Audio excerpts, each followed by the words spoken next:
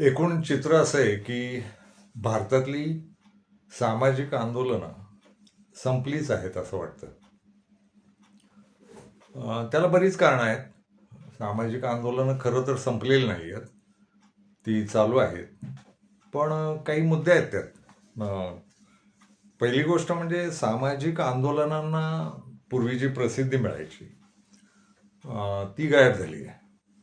आणि सामाजिक आंदोलनाचं स्वरूप आता वेगळं आणखी एका अर्थानं झालंय, ते म्हणजे समाज माध्यम, म्हणजे ज्याला मराठीत आपण सोशल मीडिया म्हणतो. सोशल मीडियामुळं लोकांना असं वाटतं की आपण इथं बोललो म्हणजे आपलं काम झालेलं आहे. आणि सोशल मीडिया यालाच आता भारतामध्ये तरी सामाजिक आंदोलनाचं स्वरूप आलं आहे.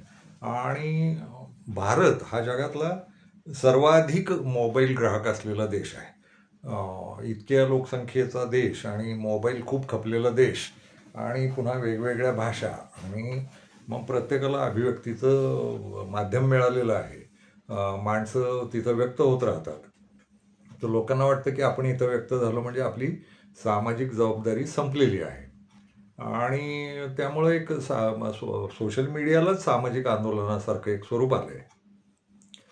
त्यात पण बनेलपणा आहे. ही समाज माध्यमं चालवणारी जी यंत्रणा आहे ती पुन्हा सरकारधार्जिनी आहे. तुम्ही काही बोललात तर त्या बोलण्यावर बंदी येणं किंवा त्या बोलण्याला पोचूच न देणं वगैरे असं ते त्यांच्या अल्गोरिदममध्ये आहे. आणि त्या जे काही फेसबुक आहे, इंस्टाग्राम आहे किंवा यूट्यूब आहे किंवा जी काही माध्यमं असतील, तर त्या टेलिग्राम आहे, व्हॉट्सअप आहे, या सगळ्यांवर एका अर्थानं सेन्सॉरशिप आहे, बंदी आहे. आणि त्या जे काही चालवणाऱ्या यंत्रणा आहेत त्या अमेरिकेत आणि त्यातलं टेलिग्राम हे रशियन आहे. बाकीचं ते सगळं ईमेल वगैरे हे सगळं अमेरिकेतनं चालतं. आणि ते लोक उद्योगपती आहेत. ते उद्योगपती असल्यामुळं ते ते सरकारला जपत जपत त्यांना धंदा करायचा असतो. त्यांना धंदा जर करायचा असतो, बक्कळ पैसे तर कमवायचे असतात, पण पैसे कमवून झाल्यानंतर सरकार दुखावणार नाही, कारण सरकार बंदी आणतं. पुन्हा ते फेसबुक, मेटा बिटा जे आहेत त्याचे भागीदार पुन्हा आपल्या इथले उद्योगपती आहेत, अंबानी शेठ किंवा यांचे वाटे आहेत त्यात सगळ्यांचेच, या पुढाऱ्यांचे आणि उद्योगपतींचे. तर या लोकांची पण ती एक विचित्र पद्धतीची बंदी आहे. आणि मग ते तुमचं काय पोचायचं, किती पोचवायचं, तुम्हाला ठेवायचं की नाही त्या सोशल मीडियात, हे पण आहे. आणि दुसरी गोष्ट, आंदोलनं ही नेहमी सरकारविरुद्ध होतात. सामाजिक आंदोलनं ही बहुधा सरकारच्या चुकलेल्या भूमिका, सरकारला वठणीवर आणणं, सरकारला जागेवर आणणं किंवा सरकारला मार्गदर्शन करणं यासाठी असतात. मग त्या पद्धतीची आंदोलनं होत जरी असली तरी पुन्हा ती प्रसिद्धी माध्यमांमध्ये येत नाहीत. टी व्ही अख्खच्या अख्खं सरकार प्रणित आहे. वर्तमानपत्रवालेही तसेच आहेत. त्यात जातीय गट काम करतात. उच्चवर्णीय कुजबुज गँगचे लोक तिथं मालक म्हणून आणि संपादक म्हणून बसलेले आहेत. आणि पूर्वी सरकारांविरुद्ध आंदोलनं व्हायची आणि जोरदार प्रसिद्धी मिळायची, तर लोकांना वाटायचं खूप पेटलंय बुवा. तर प्रसिद्धी माध्यमांमध्ये ते यायचं खूप. प्रसिद्धी माध्यमं पुन्हा यांचीच होती आणि सरकार यांच्या विरोधातली होती. यांच्या विरोधातली होती म्हणजे यांच्या विचारधारांच्या विरोधातली होती. सरकार यांना काही त्रास बीज देत नव्हते. संपादकांना मान होते, किंमत होती. टी व्हीवाल्यांना मान होते, किंमत होती. आणि सरकार यांना जपून पण राहायचं. अभिव्यक्ती स्वातंत्र्याची कदर करायचं. आणि मग देशभर गाजलेली काही सामाजिक आंदोलनं आहेत, प्रश्न घेऊन गाजलेली आंदोलनं, ते 2014चं आंदोलन आहे. आणि दुसरं दिल्लीला झालेलं शेतकऱ्यांचं आंदोलन आहे. तर दिल्लीचं आंदोलन हे पुन्हा याच विचारधारेच्या लोकांचं प्रायोजित आंदोलन होतं. ते डोभाल, केजरीवाल वगैरे असे जे लोक आहेत, राष्ट्रप्रेमाच्या नावाखाली देशद्रोह करणारे लोक आहेत, यांनी ते उभं केलेलं आंदोलन होतं. ती खूप सक्षम अधिकारी असलेली किरण बेदी, ती संविधानाच्या विरोधात जाऊन काही करत होती. तर अण्णा हजारे नावाचं ते जे काय फालतू आंदोलन उभं राहिलं आणि आम्ही पण वाहवलो होतो. मी तर एकदा माफीचा व्हिडिओ पण केला की माझी चूक झाली त्या आंदोलनाला पाठिंबा दिला. कारण काँग्रेसवाल्यांनी एवढा बुडबुड आणला होता की काँग्रेसवाले ऐकत नाहीयेत असा एक बरोबर प्रचार केला गेला. सरकारी जे अधिकारी आहेत, कुजबुज गँगचे अधिकारी, त्यांनी त्या सरकारविरुद्ध कोणीतरी रॉय नावाचा बेईमान माणूस होता, त्यांना ते मनमोहन सिंगला बदनाम करणारं स्पेक्ट्रम घोटाळा कसा झालाय, जो झालाच नव्हता. आता हे यांच्या हातात आहे. बोफोर्सचा घोटाळा झालाच नव्हता, पण ते गाजवत बसले ना, अजूनही ते तेच बोलत राहतात. तर त्यांच्या हातातल्या त्या प्रचार यंत्रणा आहेत. आणीबाणी कशी वाईट होती याच्यावर बोलत राहायचं, अजून बोलत राहतात. मग ते समाजवादी असतील, हिंदुत्ववादी असतील, कोण जे असतील ते असतील, दाखवायला विचारधारा एकच असू दे, पण ही कुजबुज गँगच आहे. आणि ही कुजबुज गँगच मग प्रचारात अजूनही आणीबाणीची बदनामी करतात, अजूनही त्या बोफोर्स घोटाळा करत राहतात. आणि राहुल गांधी आणि सोनिया गांधी आणि त्याचं कुटुंब किती भ्रष्ट आहे वगैरे, एकही पुरावा नाही, काही नाही, काही नाही, तरी गाजवत राहायचं. तर यानं त्या अण्णा हजारे आंदोलनाला बळ मिळालं. म्हणजे प्रचार यंत्रणा सगळी कुजबुज गँगची असल्यामुळं एवढा जोरदार प्रचार ना, पैसे देऊन ठरवून अगदी. आणि मग ते अण्णा आंदोलन नावानं काहीतरी, मै भी अण्णा, तू भी अण्णा, सगळ्यांना गन्ना लावून गेला बिचारा अण्णा. तर ते अण्णा आंदोलन हे फसवं खोटं आंदोलन होतं. मी आधी चळवळीत होतो, 80 पासून वेगवेगळ्या चळवळींमध्ये राहिलो, राष्ट्रीय स्वयंसेवक संघाच्याही कामांमध्ये राहिलो, समाजवाद्यांच्या कामामध्ये राहिलो, साम्यवाद्यांच्या कामामध्ये राहिलो, दलित चळवळींच्या कामामध्ये राहिलो, आदिवासींच्या, शेतकऱ्यांच्या, भटक्यामुक्तांच्या चळवळींमध्ये राहिलो. तर त्यावेळेचे ते मोर्चे आणि ते सगळं तीव्रपणा आणि ते बोलणं, त्याला असेल कदाचित, पण अशी राजकीय झाक नव्हती. ते प्रश्न घेऊनच ती आंदोलनं व्हायची, मोर्चे निघायचे, पोलिसांच्या लाठ्या काठ्या सगळं रीतसर. पण ते प्रश्न तीव्रपणे यायचे. आणि त्यावेळची सरकार आहेत ना, मग ते काँग्रेसचं असू दे किंवा वाजपेयींचं सरकार असू दे, भाजपचं, ते दखल घ्यायचं आणि चर्चेला यायचं. आता सामाजिक आंदोलनांचं स्वरूप, आता आंदोलन चालू असतात, अगदी तमिळनाडूपासून काश्मीरपर्यंत सगळ्या ठिकाणी आंदोलनं चालू असतात. फक्त प्रचार माध्यमं कुजबुज गँगच्या हातात आहेत.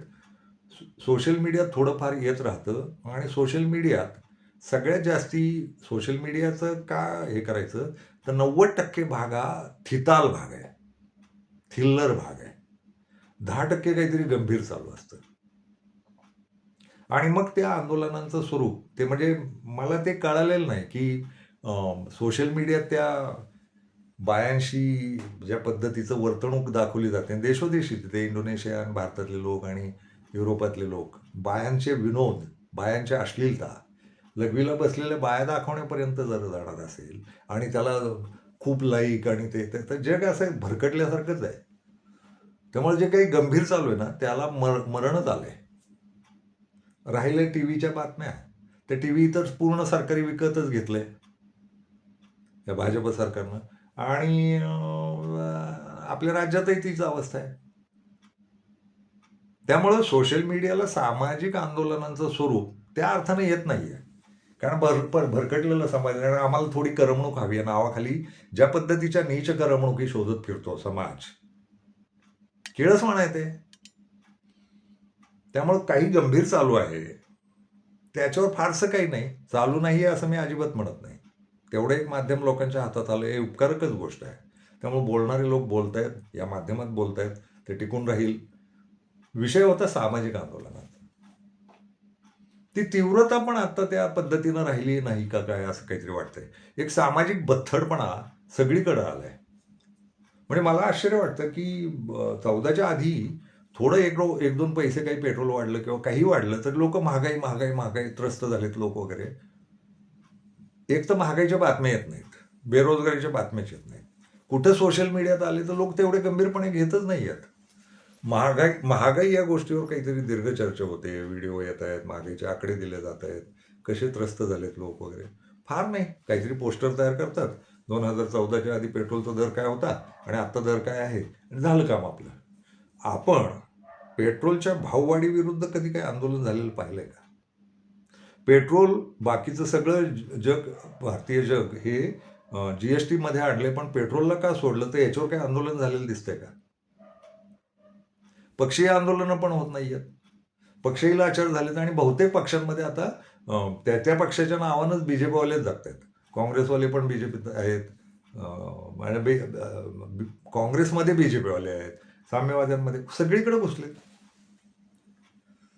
आणि बीजेपी ज्या पद्धतीनं शांत ठेवते, समाज माध्यमं तर घेतलीच आहेत विकत, पुन्हा मग ते लाडक्या बहिणी, 6,000 रुपये शेतकऱ्यांना, आणि मग गावोगावी ज्या सरकारी योजनांमधल्या वस्तू वाटप असतात, अनुदानं असतात, त्यात मग टक्केवारी घेऊन ती अनुदानं दिली जातात.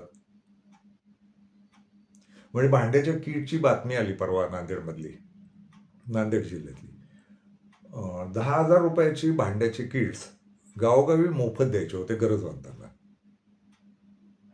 तर तिथले बीजेपीचे कार्यकर्ते आणि सरकारी अधिकारी यांनी ते किट 6,000 रुपयाला विकली गावात. बरं, घेणारे तेवढेच मूर्ख, त्यांना ते माहितीच नाही, किंवा त्यांना ते माहिती करून घ्यायचंच नाही, कारण रीलं पाहण्यावर अशी थिल्लर लैंगिक रीलं पाहण्यावर आयुष्य काढणार. त्यामुळं सरकारनं आपल्यासाठी काय योजना सुरू केल्या, तर त्या योजनांची सगळी इतिवृत्त काय आहे काही माहितीच नाही. नांदेड जिल्ह्यात प्रत्येक खेड्यात गरजवंतांना 10,000 रुपयाचं किट, भांड्यांचं किट हे सरकार देणार. ती पोहोचली पण तिथं, आणि मग सरकारी अधिकारी आणि बीजेपीच्या पदाधिकाऱ्यांनी मिळून तिथं ती किटं 6,000 रुपयाला विकली. आणि कुणाच्या तरी लक्षात आलं म्हणून तिथं मग फोनाफोनी झाली, ती एका गावातली एका घरात कोंडून ठेवलेली किटं सापडली. बरं, ही बातमी आहे का कुठं? आणि असं सगळ्या योजनांचं चालू आहे. आणि मग बीजेपी जिंकून काय येतं, तर त्याची कारणं यात पण आहे की बीजेपी जे चतुर राजकारण खेळतं ना, इकडं त्या लाडक्या बहिणी करत राहायचं, सरकारी रस्त्यांची कंत्राट द्यायची, खेड्यापाड्यांपर्यंत बीजेपीनं स्वतःचे कंत्राटदार तयार केलेत. लक्षात घ्या, ईव्हीएम 10% वापरलं जातं. 90% समाज कसा जपायचा आणि समाजाला लालूच कशी दाखवायची याच्या जीवावर बीजेपी जिंकून येतं. बीजेपीला मतं पडतायत बरं का. आणि हे सगळं उघडं डोळ्यांनी चालू आहे ना, प्रत्येक जिल्ह्यात, प्रत्येक गावात, प्रत्येक तालुक्यात, प्रत्येक राज्यात. कुठलं सामाजिक आंदोलन उभं राहिलं या विषयात? हे सरकार काय करतंय? अनुदानं आणि ते जे काही आहे असं सुविधा देणं, सवलती देणं, वस्तू देणं, याच्यात काय भ्रष्टाचार चाललाय हा बातम्यांचा विषय पण होत नाही, आणि राजकीय पक्षही करत नाहीत. म्हणजे महाराष्ट्रापुरता मला प्रश्न विचारायचा आहे, बीजेपी खूप शेण खाते असं आपण तुम्ही म्हणता, ओके, तुम्ही काय करता आहात? शिवसेनावाले, वंचित विकास आघाडीवाले, मनसेवाले, काँग्रेसवाले, ते कोण आलाय तो मुसलमान, तो MIM, ते लोक काही आंदोलनं करताना दिसत आहेत, गावगाव पेटवा पेटवी करताना दिसत आहेत. तर पुन्हा त्यांच्यावर दबाव आहेत ईडी, आणि ईडीची बिडी लागते याचा अर्थ कुठेतरी धूर होताच, काहीतरी जाळ होता. धुरण जाळ संकटच असल्यामुळं ईडीची भीती आहे. ईडीला का घाबरायचंय? तर राहुल गांधी घाबरत नाही अजिबात. हे का घाबरतात? आणि कुठलं आंदोलन उभं आहे? शेतकऱ्यांचे प्रश्न आहेत, महागाईचे प्रश्न आहेत, इंधनाचे प्रश्न आहेत, कामगारांचे प्रश्न आहेत. कामगार नावाची जमात संपली आहे, तिला कुठलंही संरक्षण नाही. शेतकऱ्यांना कुठलंही संरक्षण नाही. सगळा समाज असा अनाथ आहे. आणि मग ज्यांच्याकडे राजकीय आणि सामाजिक नेतृत्व आहे, तर सामाजिक नेतृत्व नावाची गोष्टच आता राहिलेली नाही. तो शेवटचा झाला ढोंगी, अण्णा हजारे. त्याच्यानंतर आता सामाजिक नेतृत्वावर कोणाचा विश्वासच नाही. त्यानं एवढी गंडवणूक केली. आमच्यासारख्यांना जर त्यानं मूर्ख बनवलं असेल, खूप लोक मूर्ख झाले होते त्यावेळेस, आणि एखाद्या कुजबुज गँगला बळी पडलेले लोक आहोत आम्ही. तर कोणी सामाजिक नेतृत्व करायला आलं म्हटलं की संपलंच. आता राहिलीच जातीय नेतृत्व, आणि मग त्या जातीय नेतृत्वामागं जातीय टोळक्या, त्यांना देशाचं, समाजाचं, एकूण समाजाचं घेणं नाही. मला सगळं मिळालं पाहिजे आणि इतरांना नाही. माझी जात असं महत्वाचं झालंय. समाज म्हणून एकत्र नाहीच आहोत आपण. मराठी समाज म्हणून तरी कुठे एकत्र आहोत आपण? जातींमध्ये इतकं चिरफाळ्या झाल्यात आपल्या, तर जातीय आंदोलनं चालू आहेत. बरं, तेही सरकारप्रणीतच असतात म्हणे. कुठल्या तरी पुढाऱ्यानं कुठल्या तरी पुढाऱ्याच्या विरोधात उठवून द्यायचं, लावा जातीय भांडणं, मराठे, धनगर आणि अमुक आणि तमुक. तरी बाकी जाती हळूहळू मागं सरकलेले दिसत आहेत. मग लिंगायत ते असं निघालं होतं मध्ये. तर ह्या चिरफाळ्या उडून गेल्या समाजाच्या. मराठी समाज म्हणून समाज कुठे एकत्र आहे? आणि तो कुठल्या आर्थिक प्रश्नावर, सामाजिक प्रश्नावर, कुठला तरी एखादा बलात्कार 1 मिनिटाला 3 बलात्कार होतात भारतात. नोंदणीकृत तक्रारी आलेल्या आहेत. मग कुठला तरी मध्येच एक बलात्कार गाजवायचा, काही काळ तिकडं गुंतलेले लोक, त्याच्यावर सोशल मीडियात ढिगाणं चर्चा आणि काय उलट्या सुलट्या चर्चा, आणि तिथं काहीतरी मग ते मेणबत्ते घेऊन फिरायचं वगैरे, संपला विषय. पोलीस ते संग्राम पाटलाला मध्ये पकडला बेकायदेशीरपणे, हे काय चाललंय वगैरे. पोलिसांचं राजकीयकरण झालंय, धार्मिकीकरणही झालंय, जातीयकरण झालंय. तर असा बटबटीत बकाल होत चाललेला समाज, आणि यात सामाजिक आंदोलनं करायला ताकद नसलेले लोक, सगळ्यांच्या मेंदूतल्या शक्ती काढून घेतल्यासारखं वातावरण आहे आता. आणि पुढाऱ्यांवर विश्वासच राहिलेला नाही, कुठल्याही पक्षाचा असो. तो बोलायला आला तरी कळतं हा विकला गेलेला नसेल ना. तर ही जी विक्री आहे ना, ती एवढी झाली गेल्या 10-11 वर्षात, 12 वर्षात, की आता कुठल्याही पुढाऱ्यावर विश्वास नाही. आज खरं तर मी बीजेपीला फार सुंदर संधी होती या देशावर कायमचं राज्य करण्याची, याच्यावर बोलणार होतो. गेले 5-6 दिवस तो विषय की खूप वर्षात त्या डोक्यावर आहे. फेसबुकवर मी लिहित पण आलोय की हे झालं असतं तर बीजेपीचे दिवस, पण बीजेपीनं ज्या बकालपणाला आणून ठेवलं सगळं, त्याच्यावर व्हिडिओ करू आपण. बीजेपीला जी सुंदर संधी होती,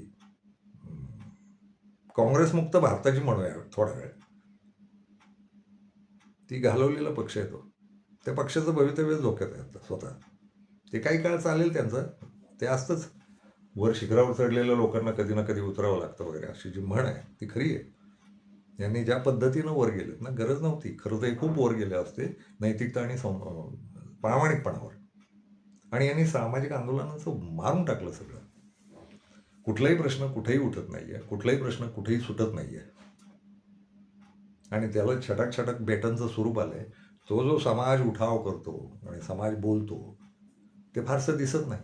आणि गंमत सांगायची, ज्या देशांनी ह्या सोशल मीडिया नावाचे प्रकार शोधले आणि जास्ती हाताळले, त्या देशांमध्ये जी सामाजिक आंदोलनांची चित्र दिसतात ते उपकार सोशल मीडियाचेच आहेत. पुन्हा त्याच्यावरच दिसतात आपल्याला. तो एक ट्रम्प नावाचा जो कोण बसलाय तिथं अमेरिकेत, त्याच्या विरुद्धची जी गावोगावी पेटलेली आंदोलन आहेत, लोक रस्त्यावर येतात आणि ज्या पद्धतीचं आम्हाला हा राजा नकोय म्हणून सांगतात, त्याला राजा नावानं शिवी देतात. किंग ही शिवी आहे तिथं आता अमेरिकेत ट्रम्पबद्दल. आणि ते लोक उठतात, विरोध करतात. तिथली कोर्ट प्रामाणिक आहेत, तिथले पोलीस प्रामाणिक आहेत, आणि प्रसारमाध्यमं ती काही सरकारपणे जरी असली तरी काही स्वतंत्र आहेत, आणि सोशल मीडिया आहे. अभिव्यक्ती स्वातंत्र्याचा खरा अर्थ कळलेले लोक आहेत ते. तिथं होणारी आंदोलनं, युरोपमध्ये होणारी आंदोलनं, मध्यपूर्वेत होणारी आंदोलनं, पूर्व पश्चिम मध्य असं म्हणू आपण, तिथं होणारी आंदोलनं ती दिसतात. आणि लोक रस्त्यावर येतात आणि भागर घ्यावी लागते तिथं पुढाऱ्यांना, सरकारांना, आणि लढतात लोक. आपल्याकडे ही लढण्याची बौद्धिक किंवा जी काही सामाजिक ताकद आहे ही काढून घेतल्याचं चित्र आहे. काही कुठलाही मुद्दा आणि लाटांसारखं होतं. 1-2 दिवस कुठला तरी मुद्दा राहतो, तो पुन्हा विरघळतो. दुसऱ्या दिवशी काहीतरी टास्क, काय त्याला शब्द आहे, टार्गेट, नॅरेशन, एक नॅरेटिव्ह द्यायचं, लोक त्यात गुंतून राहतात. पुन्हा 2 दिवसांनी दुसरं नॅरेटिव्ह द्यायचं, 2 दिवसांनी. नॅरेटिव्हचा खेळ चालू आहे सगळा. प्रत्यक्ष वास्तवात काही घडत नाही आहे, काही बदल होत नाही. पूर्वीची सामाजिक आंदोलन नुसता मोर्चा निघालाय म्हटल्यानंतर सरकार जागी व्हायची. आता मोर्चे सुद्धा सरकारच स्वतःच काढायला लावतं, काय असं आहे, कारण तिकडं नॅरेशन तयार होतं. नॅरेटिव्ह देण्यासाठीच मोर्चे निघतात का? काही प्रश्न तर सुटलेलेच नाहीत. ते नाशिक जिल्ह्यातनं, धुळे जिल्ह्यातनं आदिवासींचे मोर्चे मुंबईकडे निघतात. आणि कशावर निघतात तर मागच्या वेळेच्या ज्या मोर्चाला आश्वासनं दिली होती ती पूर्णच झालेली नाहीत. ते उपोषणांना काही अर्थ राहिलेला नाही. मी पत्रकार होतो तेव्हा प्रत्येक जिल्हाधिकारी कार्यालयासमोर एक मांडव घातलेला असायचा आणि तिथं कोण ना कोण उपोषणाला बसलेलं असायचं. धुळ्यासारख्या ठिकाणी मी संपादकपद करून आलोय. ते धुळे तर आंदोलनं आणि मोर्चे आणि उपोषणं, आताची उपोषणं सुद्धा लोकांनाच खरी वाटत नाहीत. 2014 नंतर आपण आपला सोशल मीडिया, आपली सामाजिक आंदोलनं, आपली प्रसारमाध्यमं, टी व्ही, वर्तमानपत्र, बोलणारे लोक हे सगळे नकली आणि ढोंगी झालो की काय हा प्रश्न आहे. मला आता मात्र कमेंट्स अपेक्षित आहेत. याचं खरं कारण तुम्हाला काय वाटतं हे जरा बोलाच. कारण मी हे अर्धवट बोलतो हे मला माहिती आहे. मी थोडंसं मोघम बोललो आहे आत्ता. डोक्यात विषय वेगळाच होता आणि आता वेगळं बोललो. पण कमेंट्समध्ये सांगा की काय झालं पाहिजे. आणि एक लक्षात घ्या, हे सगळं बोलत असताना आपला भारत, आपला भारतीय समाज, आपले प्रश्न हे सुटण्याच्याच बाजूनं बोलतोय मी. त्यामुळं हे का थांबलंय किंवा मला जे वाटतंय ते तुम्हाला वाटतंय का, किंवा काही माझा गैरसमज झालाय का, अशाही बाजूनं थोडे कमेंट टाकायला हरकत नाही. म्हणजे ती विनंती आहे, आग्रह नाही. कारण कमेंट्स लोक करत नाहीत. त्यालाही का घाबरतात कुणाच ठाऊक. येतात तर ट्रोलच येतात फक्त. आणि कोणतरी छान म्हणायला येतं. मी म्हणालो होतो मी चॅनल संवादासाठी चालवतो, पण त्या पद्धतीचा संवाद नाही होत आहे. लोक बोलायला पाहिजे, तुमचेही मुद्दे तुम्ही मांडायला पाहिजे, फक्त समजुतीनं मांडायला पाहिजे. मी थोडासा उग्र होतो, पण तळमळ समजून घ्या. उग्र जरी झालो तरी आपला समाज, आपली माणसं, आपला देश या बाजूनच आहे. आणि जागतिक समाज, जिथं अडचण, अन्याय, तिथं आपण बोललं पाहिजे असं वाटत राहतं. मी माझ्या बाजून धडपड करत आलो. तुम्ही थोडं बोललात. माझ्या काही चुका असतील त्याही सांगितल्या. माझे काही मुद्दे निसटत असतील तेही सांगितले. तर ते उलट आणखी आहे की मी समजा त्याला उत्तर जरी नाही दिलं तर ते कमेंटमध्ये राहणार आहे. आणि जे काही हे व्हिडिओज पाहून भविष्यातली पोरं पोरी उभे राहणार आहेत त्यांना काही मुद्दे मिळत राहतील. मी कुठं चुकलोय तेही, माझं राहून गेलेले मुद्दे हे या पद्धतीनं, फक्त ट्रोलिंगच्या पद्धतीनं नाही. ट्रोलनं मी प्रत्यक्ष भेटायला इच्छुक असतो नेहमी. आणि ते मला भेटावेत असं वाटतं, प्रत्यक्ष भेटावेत, मग मजा येईल. येते म्हणजे तसे भेटलेत काही लोक आणि त्यांना दुरुस्त केलेलं आहे. तर ते असलं काहीतरी आडबाजूनं वगैरे ते नको. संवादी राहू. तुमचे विरोधी मुद्दे असले तरी संवादानं बोला, समजुतीनं बोला. मला खूप आवडेल. मला संवाद करायची इच्छा आहे. आणि मी पूर्वी पण म्हणालो की मी ज्ञानीबिनी नाही आहे. ज्ञान नसतं प्रत्येकाकडं, ते वाहत असतं ज्ञान पुढं. आपण आपल्याला सुचणारे प्रतिक्रिया देत असतो आणि त्या ज्ञानाच्या काही गोष्टी असतात. मग त्या माझ्याकडनं अज्ञानाच्या काही होत असतील तर ते दुरुस्त झाले पाहिजेत. कारण ते एवढे बंधुभाव तुमच्यातही असला पाहिजे, भगिनी भाव, बंधुभाव. आपण सगळे एका कुटुंबातले आहोत पृथ्वीवरच्या. तर मला वाटतं माणूस म्हणून एकमेकांना समजून घेणं आणि बोलत राहणं. सामाजिक आंदोलनं खरंच उभी राहणार का पुन्हा, हा प्रश्न आहे. आणि उभी राहतील तर मग BJPचं सरकार आल्यावर, काँग्रेसचे सरकार आल्यावर, BJPचं सरकार गेल्यावर आणि काँग्रेसचं सरकार आल्यावर उभं राहणार का, असाही प्रश्न आहे. दुसरं, प्रसारमाध्यमं सरकारमुक्त आणि पक्षमुक्त कशी होतील हेही झालं पाहिजे. आणि सोशल मीडियासुद्धा पक्षमुक्त आणि सरकारमुक्त कसा होईल हेही पाहिलं पाहिजे. अभिव्यक्तीच्या सत्य, वास्तव, प्रामाणिक जागा राहिल्या पाहिजेत. त्या गायब झाल्यामुळं पण सामाजिक आंदोलनांचं महत्त्व संपले काय, असा तो मुद्दा आहे. लोक आता पहिल्यासारखी राहिली नाहीत असं लोक म्हणत राहतात. पहिल्यासारखी राहिली नाहीत तर ती कशी झाली आहेत याचंही काहीतरी शोधलं पाहिजे. तर ते संवादातनं शोधू. धन्यवाद.